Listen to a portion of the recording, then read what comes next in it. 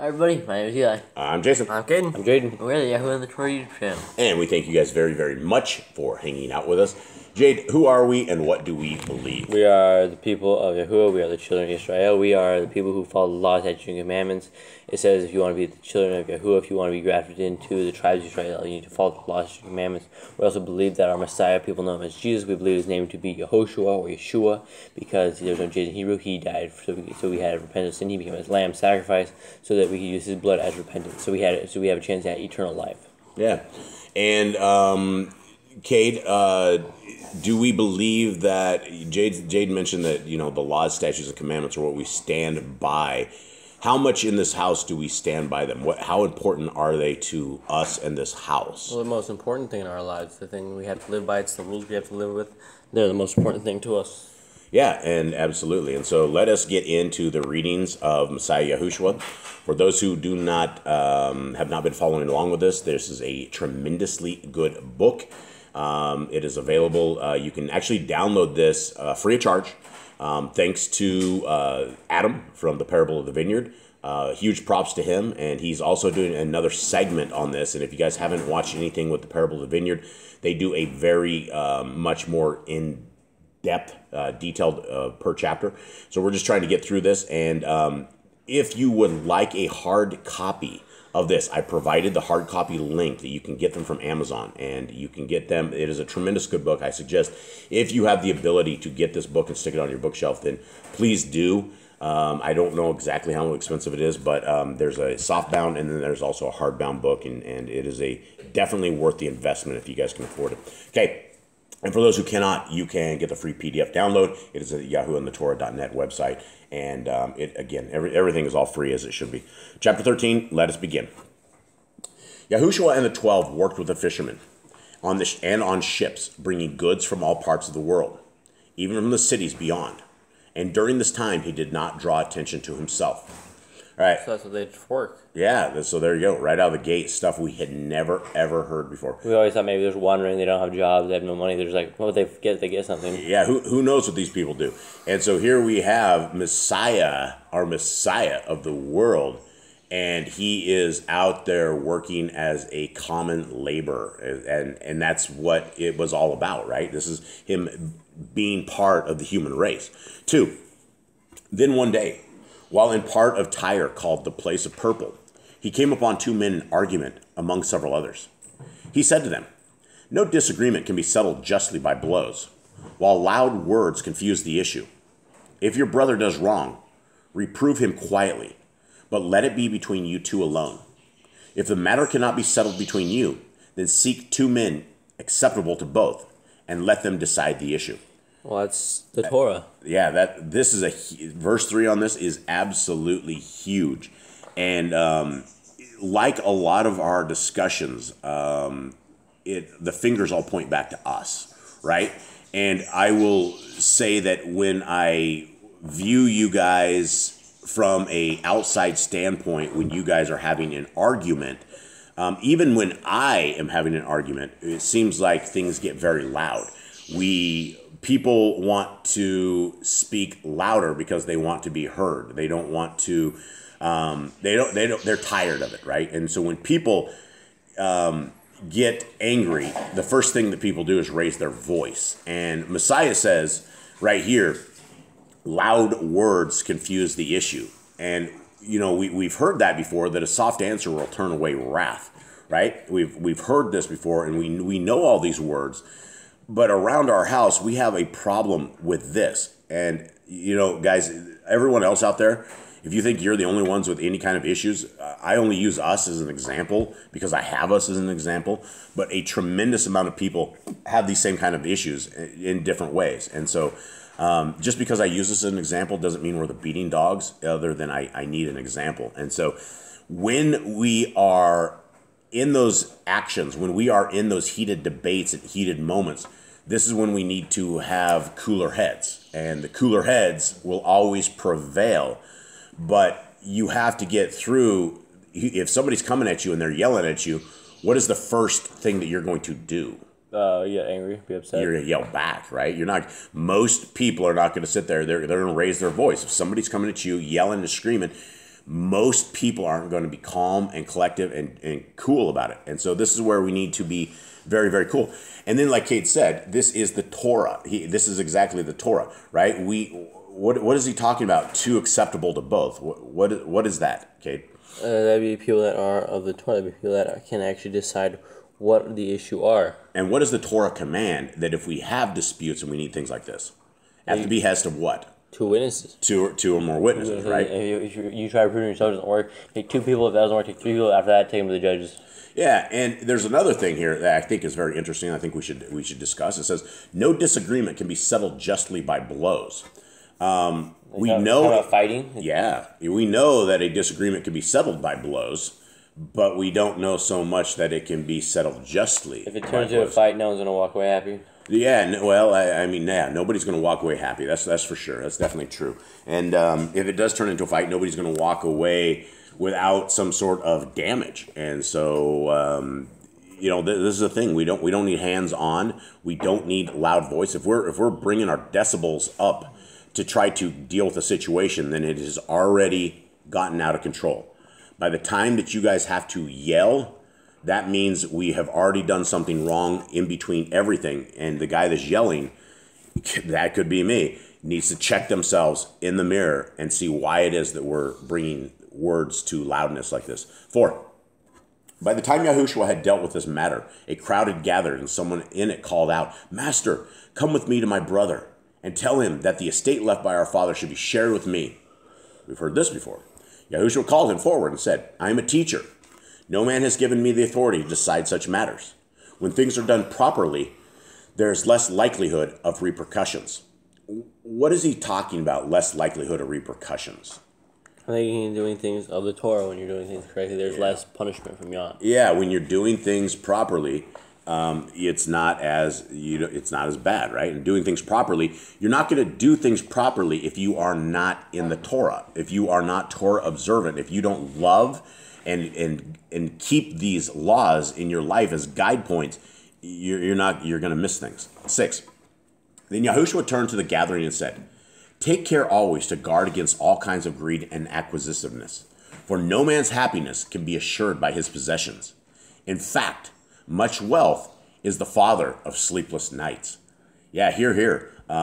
You can definitely, when you have your money or lose your money or things of that sort, you will sit there and it will be sleepless nights. And so again, this is one of these things that if you want wealth, you need to be responsible enough. And yesterday, Messiah was talking about that wealth will lead most to destruction, and it is a test. And so we got to be very, very careful. 7, there was a certain rich man whose fields were fertile, yielding heavy crops. Seeing the bounty of the land, he decided there was insufficient space to store it and had his barns and storehouses pulled down so bigger ones could be erected. Into these he stacked everything until the new buildings were packed full. When this was completed, he relaxed, saying to himself, "Now I have ample laid up for all my future needs, and can eat, drink, and enjoy my good fortune." But that night he was called to his accounting in another life, and no part of his worldly goods could be taken. Now who benefited by all he had accumulated? This is how it is with those who accumulate worldly wealth, but remain spiritual paupers. Okay, this is interesting that Messiah talks about death as coming to accounting, right? It's like we are going to hit an auditor, and the second we are done, we have an auditor, and this auditor is going to place us either in the depths of Sheol, in a bad place, or in a place of contentment, right? There's no ifs, ands, or buts. There's no middle ground. I don't think there's a place for the mediocre folks. It just says that there's one place or another. Now, the question that Messiah said, and let's answer this, who benefited by all he had accumulated? Because he was dead. Probably his family, probably poor people, probably like people. Probably not poor people, probably his family, and they may have been poor, but he went through his life, and we've heard this story before, right? The guy that tears down his grain things, and then that night his life was, had to be accounted. And so when we go to accounting, we need to be very, very ready for accounting day. Okay, YHWH then turned to 2 of the 12 who stood beside him and said, "This is why I tell you not to unduly concern yourselves with food and clothing. There is so much more to life than eating, and the body requires more than clothes. Look at the wild birds, which live happily from day to day, and learn from them. Have no doubts, my friends, for you are certainly heirs to glory, with an unassailable treasure house in heaven. All right, so we had our dogs break out. Now we're back. The last sentence of this I want to talk about real quick. This is words of Messiah. Listen, boys, gentlemen, everyone with me on this? People out there? Have no doubts, my friends, for you are certainly heirs to glory, with an unassailable treasure house in heaven. Okay, what does he mean by this? And how can we lose this unattainable treasure house in the Shamayim? By not keeping the Torah, not believing in the Messiah. Yeah, and these are the promises of Messiah right here, right? That there is a certainty, right? We have somebody who gives us this promise, that gives us this hope that there is a different place, a different way, a different kingdom. Now, if we had a creator that was horribly evil and horribly wicked, it would be one thing. But we have a creator that is all about goodness, hope, love, taking care of our neighbors, keeping my commandments, right? That is what he is about. There is no reason that we would not want to align ourselves with that kind of a hope, right? Your only other option is to align yourself with demons and devils who want you to have your best life now, and they're trying to steal your soul for a place that we're never ever going to be able to get it back. This is our one shot that we have right now.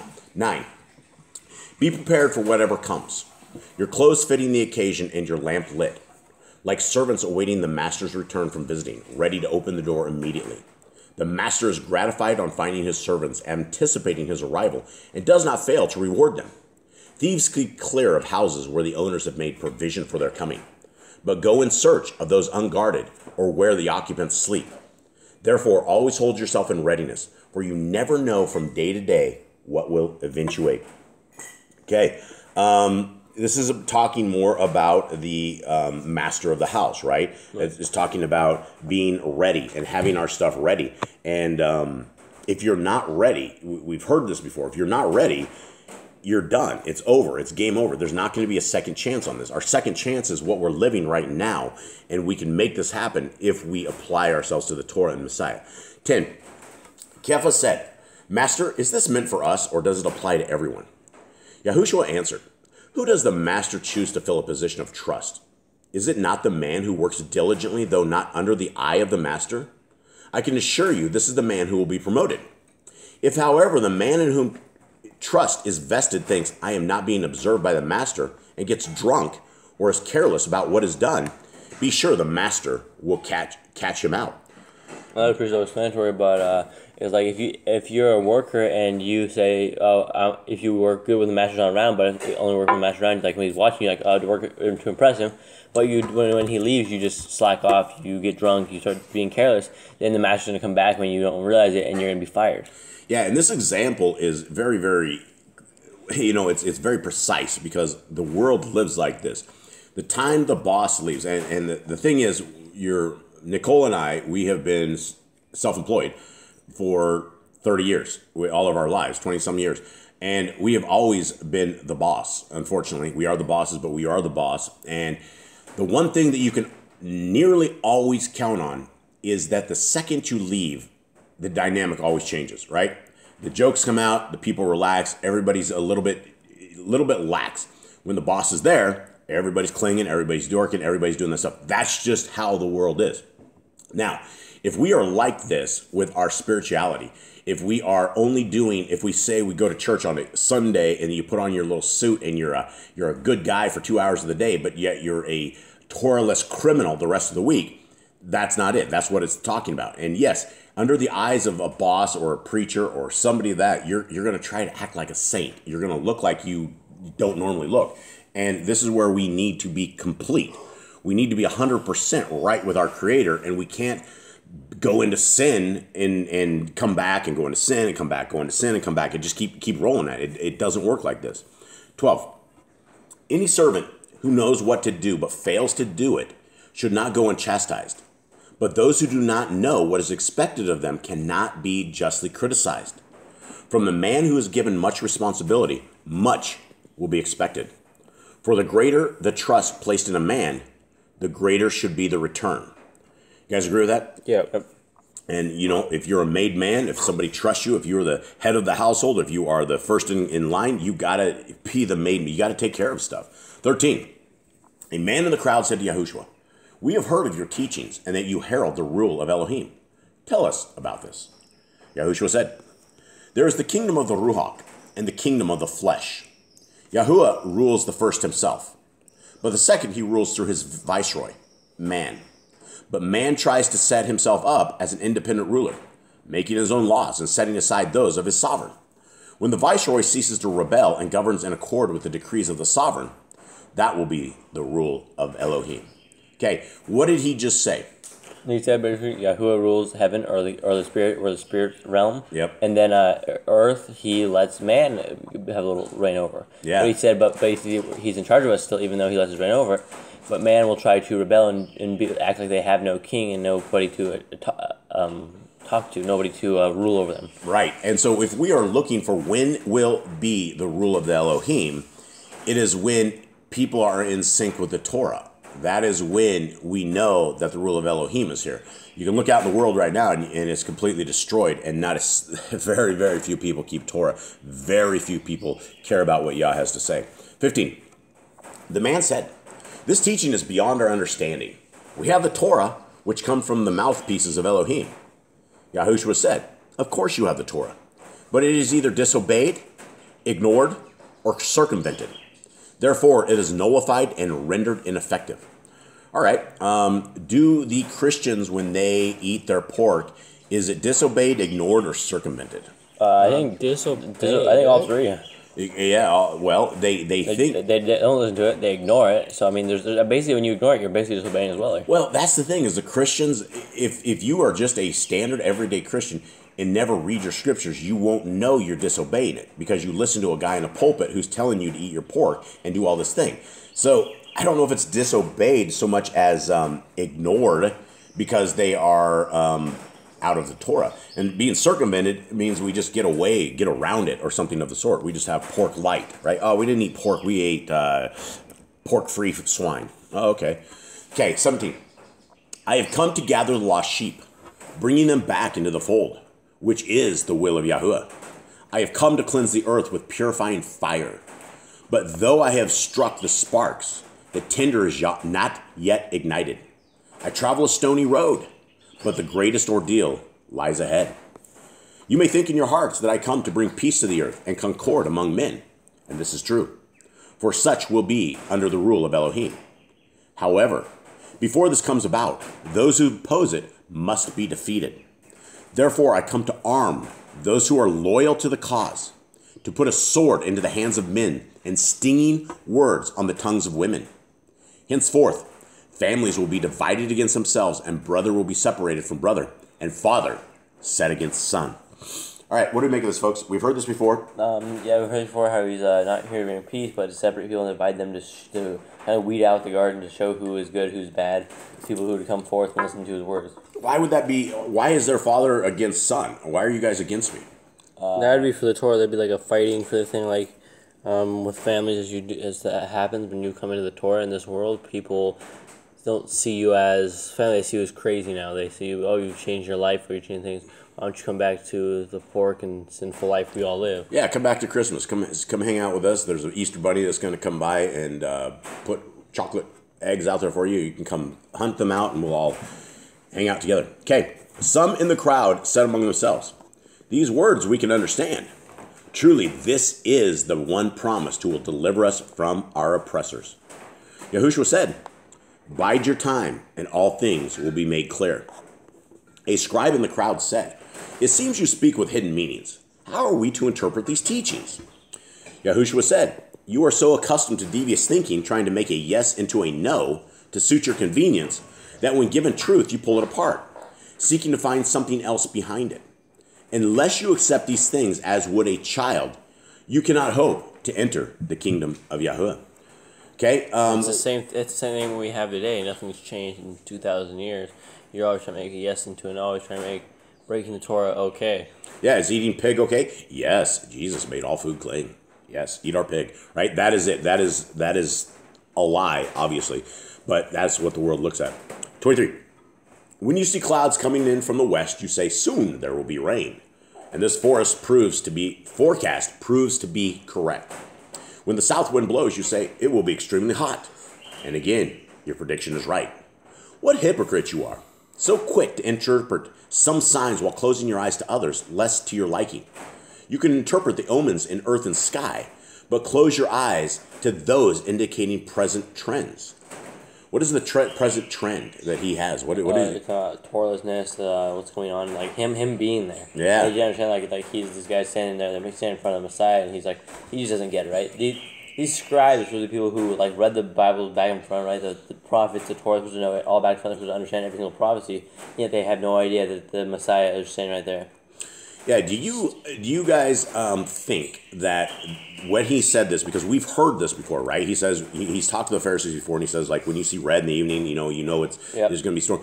Is this another set of people, or do you think this was the same people and they just rewrote what he said? I think this is like you said. I think it's the same thing. I think this is what he's talking about before. He goes, write it to people's understandings, and so it's not always going to be the same. But put it right, say it as you get the point across. Yeah. We don't know who wrote this one. I assume it's going to be someone besides the four that we already have known. Yeah, and Messiah, as much as he's talking to people, he probably reuses these parables a lot and tries to get people to figure them out. Okay, 24. Someone in the crowd said, we have failings of men. Should we be condemned for these? Yahushua replied, as sons of Yahuwah, you inherit his substance and are heirs to glory. Think less of earthly weaknesses and more of godly strength. Wow. So basically he's saying to be strong. Don't give in to earthly weaknesses, right? As men, we are men and women. We get hot, we get cold, we get hungry, we get tired, things of that nature. And there's the people that are into pornography, right? That is a weakness, right? That is a complete weakness. That is a weakness of the soul that will hurt you very, very badly. And so we need to think less about these kind of weaknesses and more of spiritual stuff. Are we in the Torah? Do we understand the Torah? Do we have the Messiah? Do we understand the words of the Messiah? Are we living that life? Are we looking like people of the kingdom, or do we look just like everybody else? Okay, 26. Another in the crowd asked Yahushua about unjustified suffering, and might not his cause bring this upon the heads of his followers? Someone else said, what about the Galileans who died in resisting the efforts of Pilate to appropriate the temple offering so he could bring water to the city of Jerusalem? Yahushua said, the Galileans and the governor did right in their own eyes, the former seeking to serve Yahuwah or Elohim, and the latter men. But these things are not matters to be placed at issue, for whoever serves one serves the other, and there is no clash of interests. Can you believe that the Galileans who suffered as they did were worse than others in Galilee? This is not so.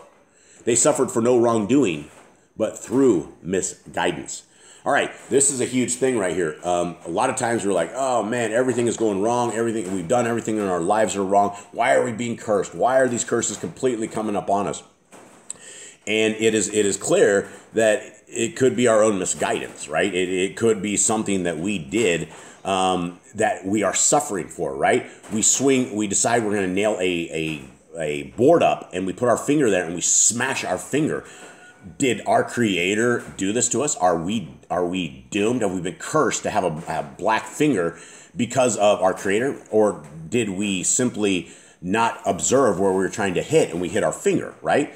It's misguidance. We did something wrong. And so the suffering is a lot of times on our own head. It has nothing to do with if we are being cursed. 28. Calamity strikes capriciously. I think I got that word right. Do you think those who died when the tower fell on them in Shalom deserve death more than the others? Life is full of uncertainties, so men must be made aware of the need for repentance. Knowing the day of assessment may be near or far. Be sure of one thing. There will be no discrimination among you on the assessment day. All will get their fitting reward. That's scary. Ooh. Well, are we going to be ready for assessment day, folks? Are we going to be that person who makes it? Or are we going to be that person that gets rejected and denied?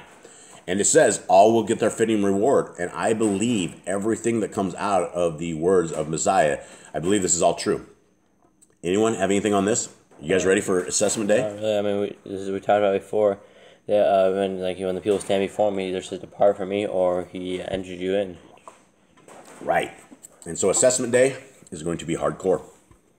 Then one in the crowd shouted, "Tell us about the kingdom of heaven. For surely if we are going there, it is well to know what it is like." YHWH said, "If you were going to a distant city, which would be most beneficial? A description of it or details concerning the route? Then too, is it not important to prepare for your reception? For if a man residing in a place describe the place, this serves no purpose to one who will have to beg for scraps and sleep in the gutters." That's hardcore. That just essentially said people will be denied entry into the kingdom, right?